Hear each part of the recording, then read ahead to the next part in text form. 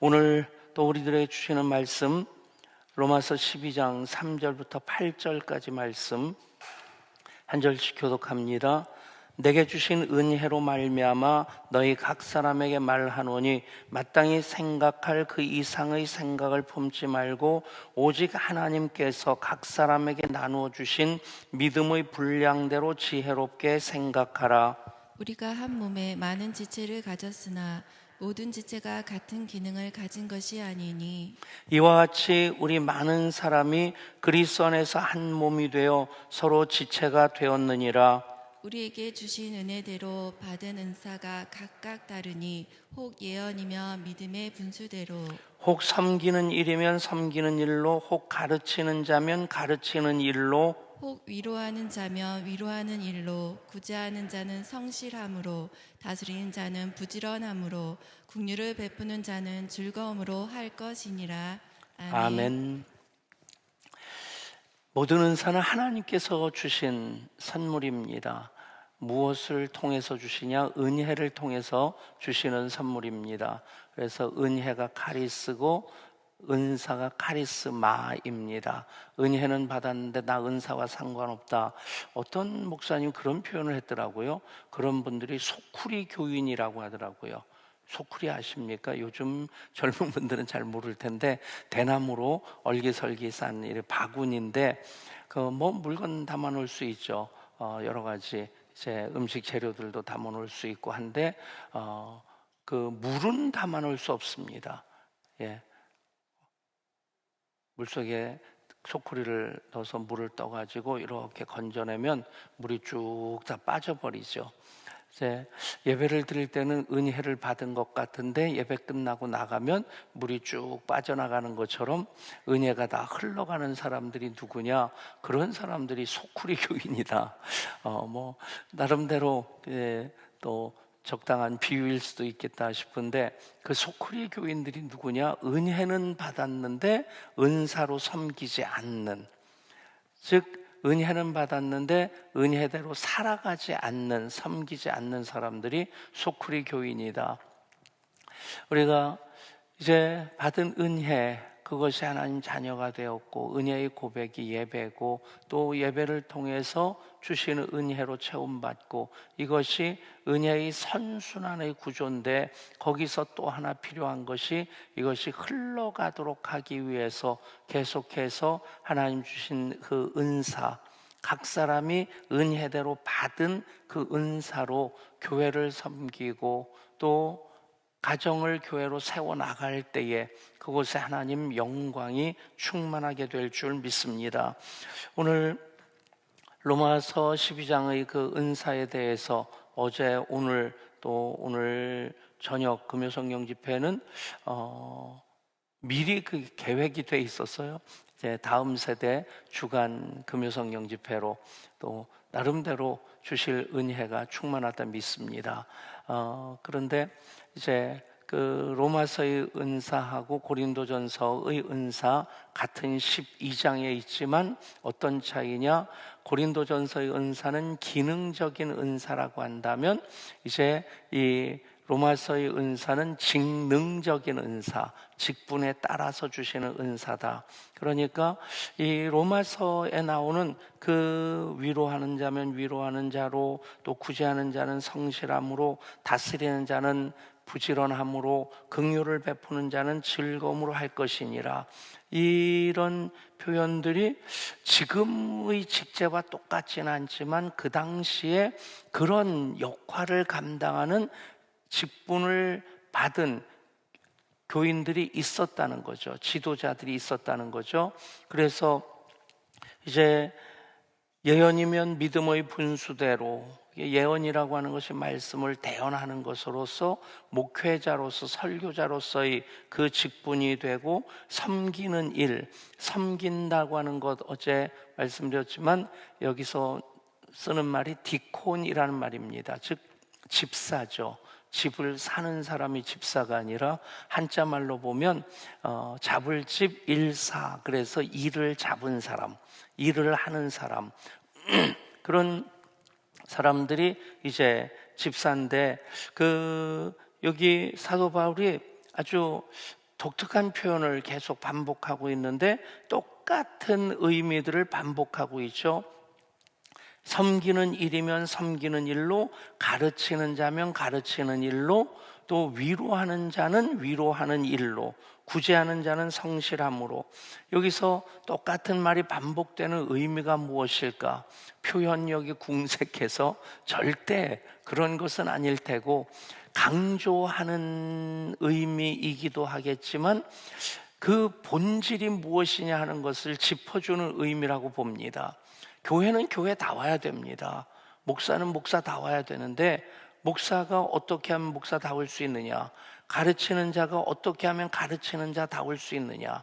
가르치는 자는 가르치는 일에 집중하고 그 일로 하나님의 영광을 드러낼 때, 주님의 몸인 교회를 섬기고 세워나갈 때, 그것이 가장 가르치는 자다운 모습이라는 것이죠. 그래서 이제 모든 그 직능을 따라서 주신 그 은사들, 이제 어떤 직책을 맡았느냐, 어떤 직분을 감당하게 하셨느냐, 어떤 사역을 일해야 되느냐 할 때 그 일에 따라서 가장 그 일의 본질에 집중하는 것이 그 일을 맡겨주신 하나님의 뜻이라는 것입니다. 그래요. 여러분, 우리가 정말 이 모든 은사를 각자 섬기는 자면 섬기는 일로, 즉 교회에서 집사의 직분을 감당하는 분들, 또 다스리는 자, 교회에서 장로의 직분을 감당하는 분들, 오늘 위로하는 자라는 말이 나오는데, 위로하는 자, 지금 우리가 가진 성경이 개역 개정판인데 개역 성경에 보면 권위하는 자라고 나와 있습니다. 권위하는 자, 권고하고 위로하는 자. 근데 왜 위로로서 그렇게 바꿨을까?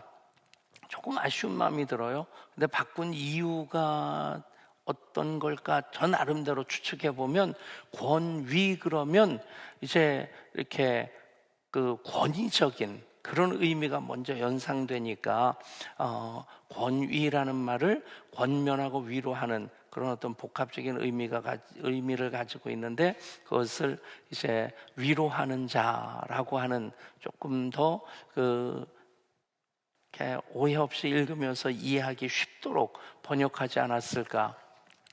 근데 여기서 권위, 위로하는 자, 성경에서 권위자라는 별명을 가진 사람이 있습니다. 누굽니까?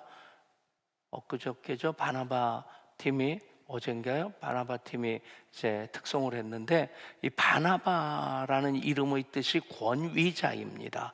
권고하고 위로하는 자.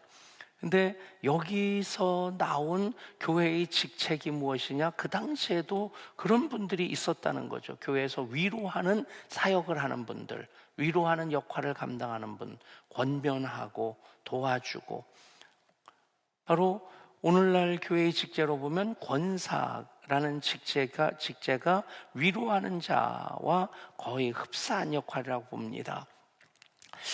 요즘은 꽤 오래됐죠. 권사도 안수를 하고, 옛날에는 근데 권사는 그냥 임직식에 임명만 하고 이제 집사만 안수를 했었는데, 요즘은 권사도 다 안수를 합니다. 그래서 어떤 교회에서는 그 권사도 두 파로 나눠졌대요.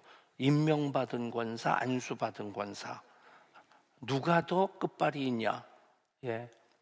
그것 가지고 싸우지 말라고 이 말씀을 주신 겁니다. 위로하는 자면 위로하는 자로. 그러니까 이제 권사로 세움받은 분들은 언제나 교우들을 권고하고 권면하고 위로해 주면서 그 한 사람 한 사람 낙심한 사람들 신방하고 또 도와주면서 그 일을 감당하도록 세움받은 이들이 바로 권사라는 직책이라는 겁니다. 한국교회 성장 부흥의 숨은 원동력이, 숨은 주역들이 누구냐? 권사라고 얘기를 합니다. 사실 물론 목사님들, 장로님들 앞서서 교회를 섬기지만 생각해 보십시오. 우리 교회도 1권사회부터 14권사회까지인가요? 14, 15? 14?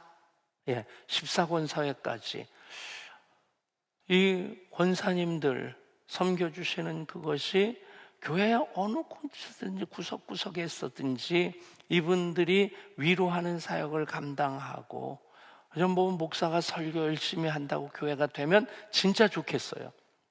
목사 말 한마디로 교회가 착착착착 움직여지면 진짜 목회하기 편할 것 같은데, 뒷구석에서 별일들이 다 일어나더라고요.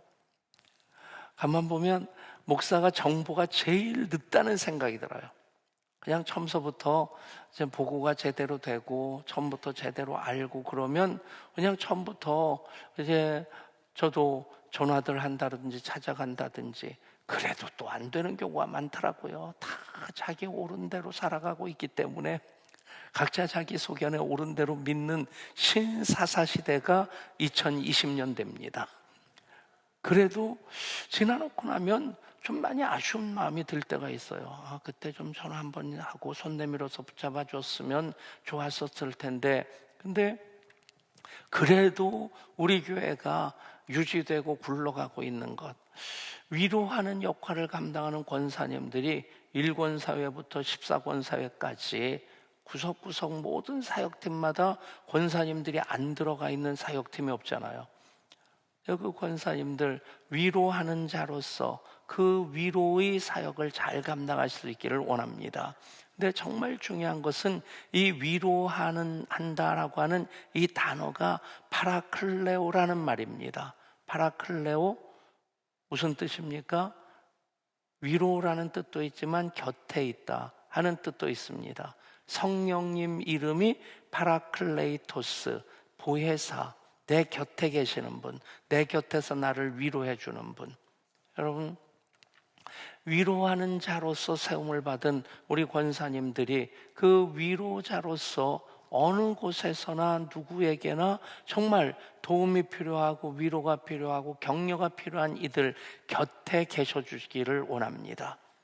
곁에만 있어줘도 위로가 되고 힘이 되고 다시 일어날 힘을 얻게 됩니다. 위로하는 자면 위로하는 자로, 구제하는 자는 성실함으로, 구제하는 자는 구제하는 것으로 하지 않고 성실함으로. 그런데 이 성실이라고 하는 것이 원칙대로라고 하는 표현입니다. 그러니까 법대로, 원칙대로, 내 마음대로, 내 기분 따라서 내가 좋아하는 사람, 내가 친한 사람, 내가 아는 사람에게 치우치는 것이 아니라 모든 사람에게 공평하게. 우리 교회에서 이제 구제사역팀이 이번에 UK라고 하는 월드비전하고의 그 사역도 같이 했고, 또 OK라고 하는 팀이 우리 교회 자체적으로 5km 안에 있는 어려운 이들을 우리가 책임지고 돕는다. 그 원칙이 있으면 그 교회 안의 사람이나 교회 밖의 사람이나 똑같이 돕는, 내가 아는 사람이나 모르는 사람이나 거기에 하나를 더 한다면 착한 사람이나 안 착한 사람이나, 이제 구제하는 자는 언제나 성실함으로 그 일을 해야 된다는 것입니다. 그리고 다스리는 자는 부지런함으로, 긍휼을 베푸는 자는 즐거움으로 할 것이니라. 다스리는 자, 교회의 지도력으로, 특별히 이제 여기서는 요즘의 직제로 얘기하면 장로의 직제를 얘기합니다. 정말 부지런하게 교회 구석구석을 가장 교회의 어른으로서 살필 수 있는 그런 분들이 장로님들이란 얘기입니다. 오늘 새벽에는 많이 못 나오셨네요. 여러분이 못 나오셨는데 다음 주에는 우리 장로님들이 다 나오시기를 원합니다. 아무도 아멘 안 하네요. 아멘. 부득이한 경우도 있겠지만, 그래서 지금 우리 장로님들이 새벽기도 진짜 열심히 나오시는데, 글쎄 특세 때 나오겠다고 하고 못 나오시는 분이 계셔서 이름을 꼭 부르고 싶은 마음이 요만큼까지 드는데, 절제하겠습니다. 여러분, 제가 우리 당회가 구성되어지고 15년 만에 제가 위임을 받았어요. 그것 때문에 오해를 받기도 했는데, 이제 당회를 구성하려고 하는 그 계획을 2번 가졌었는데 2번 다 무산되었습니다. 성경적인 표현으로 쓴다면 하나님이 막으셨다 하는 그런 고백을 하는데, 근데 당회가 구성되고 나서 제가 참 좋은 거예요. 제 걱정 대신해 주시고 제 일도 또 대신해 주시고, 저보다 어떤 때는 더 부지런하게 교회를 살피십니다. 그래서 그냥 참 마음이 편하고 또 어깨도 가볍고 부지런하다. 언제나 우리 장로님들이 각 위원회를 맡아 섬기시고, 또 그리고 우리 이제 장로 임기제가 있는 교회이기 때문에 6년 임기 마친 분들은 사역 장로로 섬기시고, 목양 장로로 교구를 맡아 섬기시고, 여러 가지로 부지런한 장로님들로 인해서 우리 교회 빈 구석 없고 살피지 못하는 부분이 없는 교회 공동체로 세워지는 것, 하나님께서 그 직분을 맡겨주신 것이라 믿습니다. 그리고 마지막, 긍휼을 베푸는 자는 즐거움으로 할 것이니라. 하나님이 우리를 긍휼히 여겨주셔서 복을 주시죠. 하나님은 우리를 긍휼히 여기사, 하나님 우리를 긍휼히 여기심으로 말미암아 하나님께서 세상 창조하시고 우리를 하나님의 형상대로 지으시고 우리들에게 필요한 모든 것을 다 더해 주실 뿐 아니라 우리가 어려운 가운데 있을 때 찾아오셔서 손 내밀어 주시고 이끌어 주십니다. 긍휼히 여기시는 하나님이십니다. 그 하나님의 일을 하실 때 하나님이 어떤 마음으로 하실까 생각해 보십시오. 여러분, 그 일을 하나님 억지로 하시겠습니까? 누가 시켜서 하실 분입니까? 하나님 그 모든 일을 즐거움으로 하십니다. 아멘. 이 긍휼을 베푸는 자는 즐거움으로 할 것이니라 하는 말씀, 이 즐거움이 긍휼을 베푸는 자에게만 해당되는 표현이 아니라 모든 직능의 은사를 받은 분들에게 다 해당되는 그 표현이 바로 즐거움입니다. 여러분, 모든 사역을 즐거움으로 하실 수 있기를 원합니다. 특별히 이번 특사와 특밤 사역팀 주관으로 찬양도 그리고 특송도 기도도 사역팀을 섬기는 분들이 쭉 이끌어가고 계십니다. 그래서 이 모든 일들 즐거움으로 할 수 있는 은혜, 능력, 기름 부으심 가득 받아서 우리 모든 예향의 사역팀들이 더 풍성해지는 그런 계기가 될 수 있기를 간절히 소원합니다.